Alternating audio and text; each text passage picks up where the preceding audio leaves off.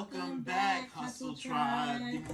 So today we're doing something special. I'm actually on a Zoom call with clients right there, and I wanted to show you guys how I deal with it. This is my first time really engaging with the clients. So if you didn't know, I wrote an ebook. These clients in particular. Yes, exactly. Called Sales Scripts That Actually Work. And some of the techniques that I'm using now in this, I guess this video that you guys are watching will be in my ebook. So you guys will get a discount. Just click the link and you guys are getting a 30% off because you guys are Hustle Tribe members. All right, so let's go. This is live. I've never done this before, but we're recording. I'm gonna make sure they know that I'm recording because you don't want to use people's face and audio without their permission. That's for you guys. You don't want to get sued. Remember that, Hustle Tribe. So hopefully you guys like this video. If you want more, please put in the comment section and we'll give you more, right, Sean? Yes. All right. Let me unmute myself so they can hear me. Anytime you are dealing with clients and meeting with clients, whether it's Zoom or in person, you always want to look presentable and look sharp. I wanted them to see that there is an office location because they saw me off of YouTube. So it was a referral, but then they went to my YouTube, checked me out. But I want them to see, wait, he has an office, he is an actual loan officer. You want to give them the perception that you know what you're doing. Even though you should know what you're doing, you want to perceive that. So that's why I'm not wearing sweats, I'm not wearing a t-shirt like I normally love doing, because I want them to take this serious.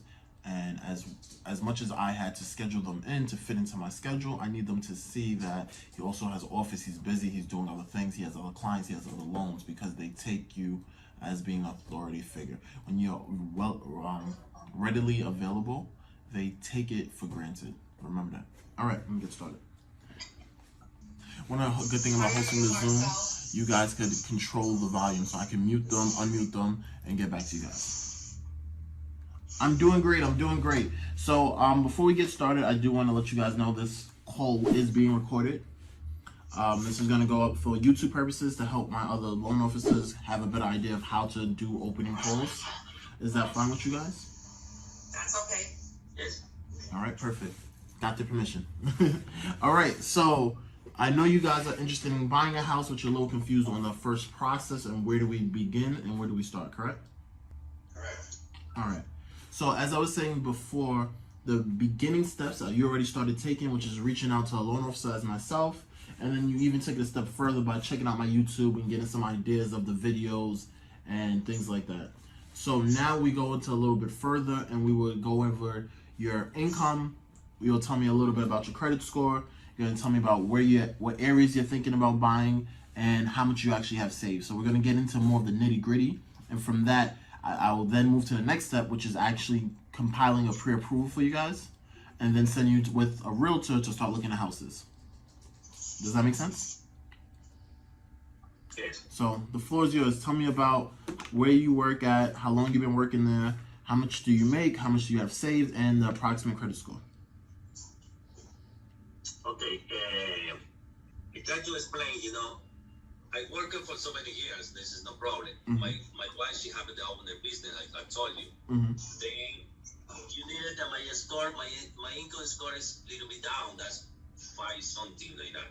And the score of my wife, she is 7 something. That's good too. I told you. Mm-hmm. Then you needed my social number, right? And then my wife too. Yeah, that I will get from the tax documents, so that's not a big thing. As far as the credit score, what I was saying before is FHA, which is the Federal Housing Administration, they allow, as long as the credit score is above a 580, we can still do the 3.5% down. Okay? So it's not a big thing about the credit. And the only thing I was saying is that even if your wife has a really good score of 700, your score will bring down the rate a little bit, but depending on her income, we're going to probably need you depending on where you guys want to live. So I need to know exactly where you're looking at to compile if we should add you, should we not add you, or whatnot. Okay, prima, ¿me puedes explicar ese pedazo que no lo entendí?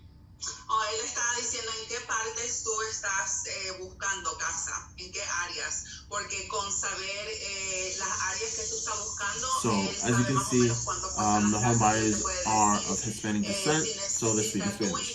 So we have a third party on that's actually helping with the communication. It's always good to have someone who's bilingual on your team. so they can do things like this, because you don't want to turn any client away if you can help them. Make no excuses, Hustle Tribe. We're chasing after our goals and we're not making any excuses. 2022, what was the thing? Execute, right?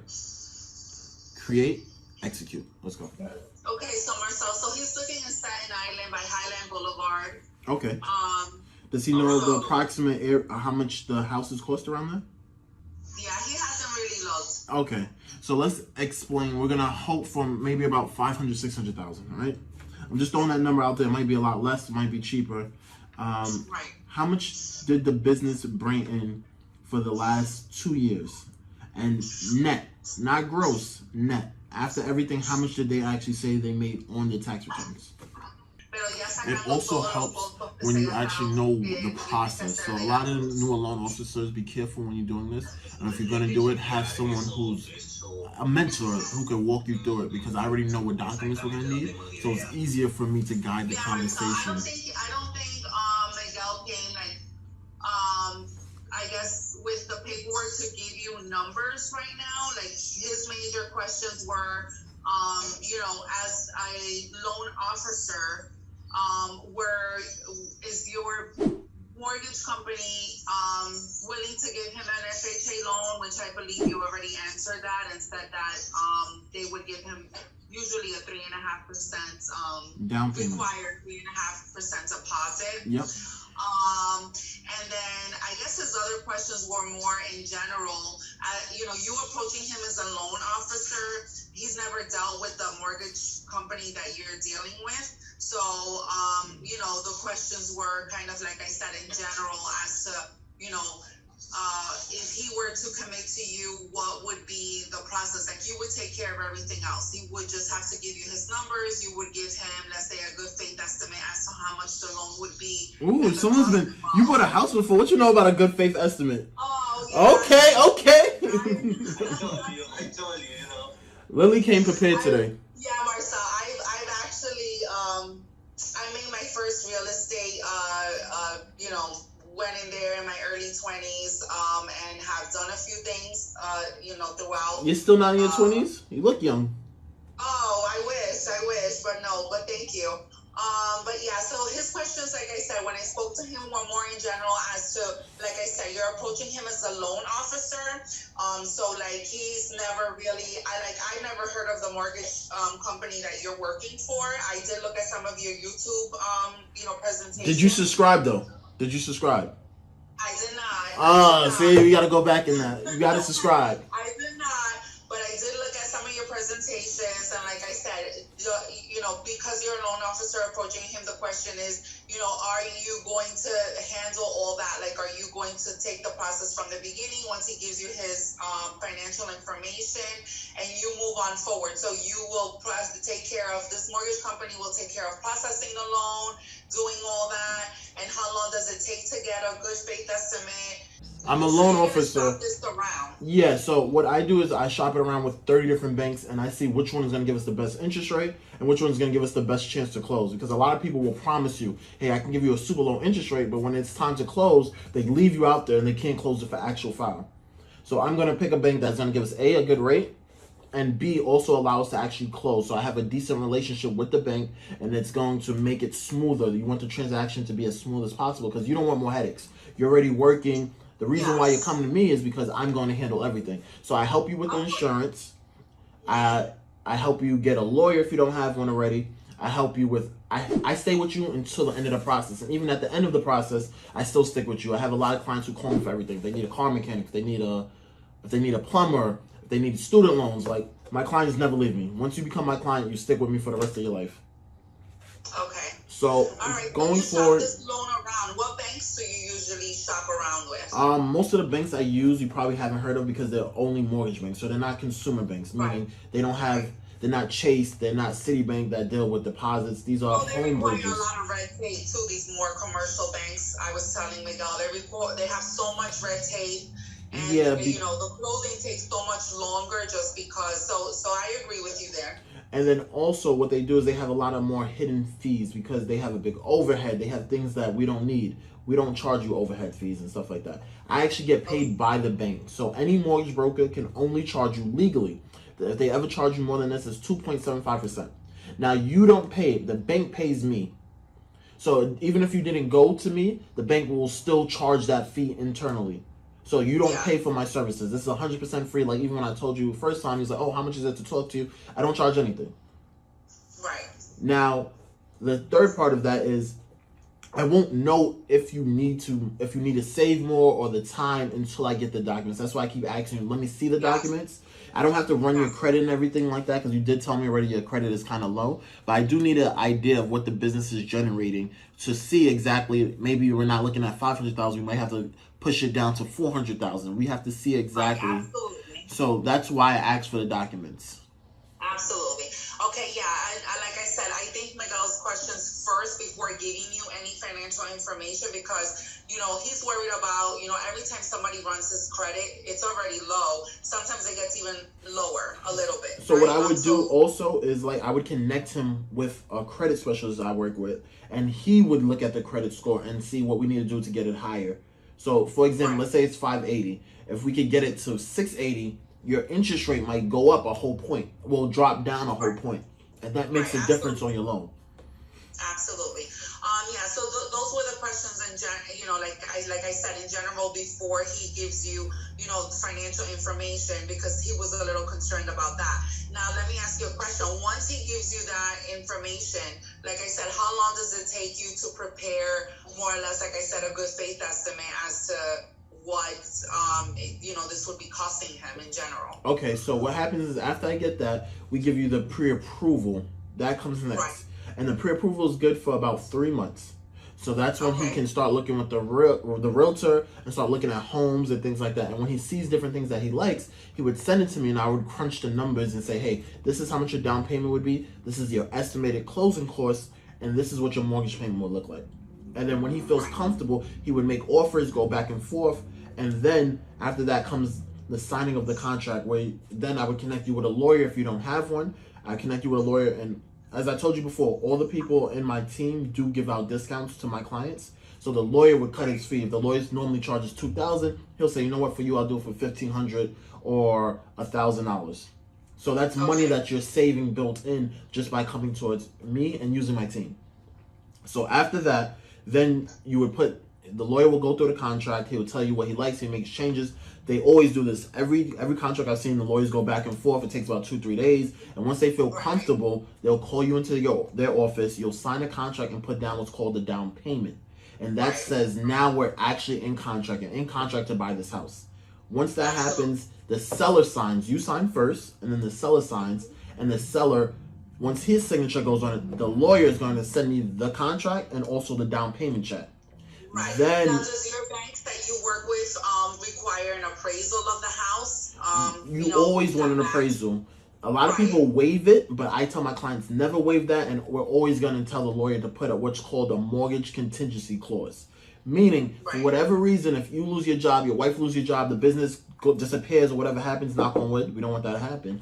But if that mortgage contingency clause is in it, it will protect you to get back your down payment. Because at the end of the day, you don't want to lose your down payment unless you're buying the house. Right. So that covers you within that time frame of, the final. Exactly. To make sure everything is going through. Okay. All right. Okay. So, and then once let's say Miguel, now he found something that he likes. He comes to you and he says, okay, you know what, Marcelle, I'm interested in this house. Now, once you give him those numbers, usually you guarantee it for 30 days or 60 days, or how does that? Well, normally the pre-approval isn't the rate that you're getting. It's usually it's just the pre-approval of the amount that you're willing to loan him. And then what happens after that, we do give you what's called almost like a good faith of how much we're trying to get you, all the rates, the closing costs estimated, and then our goal is to try to get you better than what we give you. Now, usually, how long are those numbers good for? Well, those numbers is just an estimate. It's never concrete, but it normally takes, the process normally takes anywhere from 30 to 60 days. Right. Okay. We usually close somewhere in the middle, about 45. And the only concrete numbers that you actually get is when we lock the loan. That means this is your interest rate. It's not changing. No, I don't care what happens in the market. This is what you're stuck with. And 2, when we get the closing documents, which is the closing disclosure. Everything up until then are all estimates. That's why it's called a good faith estimate, because this is what we would like to get you. And you're dealing, and he really wants to deal with something that's fixed. Yes. Not necessarily I like wouldn't a give you mortgage or anything, you know. That's why FHA is really good, because it'll be a 30-year fixed rate mortgage, meaning that it's not going to change for the next 30 years. In 30 years, you should be out of the loan. Normally, what I do with my clients is if I tell you to get a 30-year mortgage, we'll look to refinance within 2 years to get you out of the FHA and get you into a conventional loan. But for that to happen... Well, the FHA, the benefits of an FHA are probably the lower deposit, the down payment that you need up front. But the only thing I think it does require you to carry a PMI insurance, correct? Actually, both of them have it. A lot of people don't realize conventional loans have the same exact thing. They just change the wording. So one's called MIP and the other one's called PMI. Right, but only if you gave less than 20% of the down, right? Okay. Correct. And then when you reach up to that level, it goes away. You have to call them and then they remove it. But that's why I said, so we get in FHA because it allows a lower credit score, also allows a higher debt to income ratio. So I don't know how much debt you guys have yet because I haven't seen anything, but that will give us more benefits. And then in those 2 years time frame, you want to be knocking down your debt, pushing up your credit score, and hopefully paying down the mortgage or having more money come in, where you can now say, I own 20% of my house, Malcolm, let's do the refinance, get me out of this and get me into a conventional rate, and I don't have this extra charges on my loan. Correct. Okay. All right. And then I have another question, which is not necessarily based on like the mortgage side of it, but increasing Miguel's credit score. So, he's saying that his credit score is a little low. Obviously, it was probably due to, some monies that are owed. So is his best interest, trying to negotiate some of those balances that are due before you go ahead and run his credit Well, I wouldn't even run his credit. Like I said, since I already know the issue, I would, first we need to find out how much money you actually have saved, or how much money you have readily available for your house to deal with your credit and stuff like that, because I'm going to connect him with a credit specialist who will then negotiate on his behalf. And they usually do a really good job of getting the amounts lower versus you trying to do it yourself. Because when they know you have someone who deals with this, the credit company acts a little differently. Oh, 100%. But, okay, and what's the fee involved with this person that would negotiate? I'm not 100% sure his fee, but I can tell you it's not expensive. When I mean not expensive, it's probably under $100. Okay. All right. Okay. Yeah, my goal and everyone in my team, our goal is to really get you a house. So we're not looking to get rich off this. It's not going to make me rich. Right, no, but absolutely. I love helping people. I get enjoyment from helping people. So my goal is to make you happy, so you can give me testimonials and then tell other people about me, so I can build up my clients.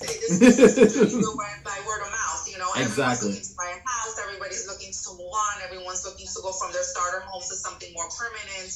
And the more people that use you, obviously, you feel comfortable always as a homeowner or a potential homeowner using someone that you can get by word of mouth, saying that you did a good job and that you follow through to the very end. So this conversation was really good, just because like I said, he came to me for some advice and I didn't know you, so I feel like having a conversation with you was a good thing. Thank you, Lily. It means a lot. Pregúntale el préstamo que hablabas, el FHA, algo así era el... Ya me lo explicó. Okay, ready. Hustle charge. One thing you gotta notice is, even though I'm sitting and we're doing Zoom, my back, my posture, I try to keep the assertive posture, right? So I'm trying not to go like this, leaning. You want to give them that posture of you're important, you know what you're doing. Look at eye level, I'm making eye contact. Even though I don't know what they're saying, I'm still making eye contact. I'm showing my hand movement that I'm engaged and I'm paying attention, because you don't want to look like you're boring and you're falling asleep on them. Even though you might not understand it, and even though the conversation is going longer than you thought, you got to keep that engagement and keep it going forward, because at the end of the day, you want them to see that you're paying attention and you're here with them now, focusing and giving them that right attention, and not just brushing them off. Right? Everyone wants to feel important, so your job is to make them feel important and then show them how you're going to help them. So I told them about the process. I showed them exactly how I was going to help them. Told them about my team, so they know I'm not alone. And what we plan to do is accomplish to get them to close. We also explained about how we get paid, because they need to know that. Some people don't feel comfortable telling them that, but I always think it's ideal. I think it's always ideal to let them know so it's no surprises. But I also brought it back into the end goal, which is to get you this house. We're going to get you clothes. You want to make sure they feel that you're there and you're going to solve a problem. All right, Hustle Tribe, I hope you guys enjoy this. I'm going to finish this conversation. The show's been recording way too long, so we're going to cut the video. If you like this, please let us know. We'll do more of these. And there's a live calls. As you can see, this is today. I'm going to show you the date on my phone. So this was a live call. It's not pre-recorded. If I move a little bit, make sure I'm catching. See if I move, you see it in the camera. It's not a fake call, right? Hustle Tribe, we appreciate you. Thank you. Please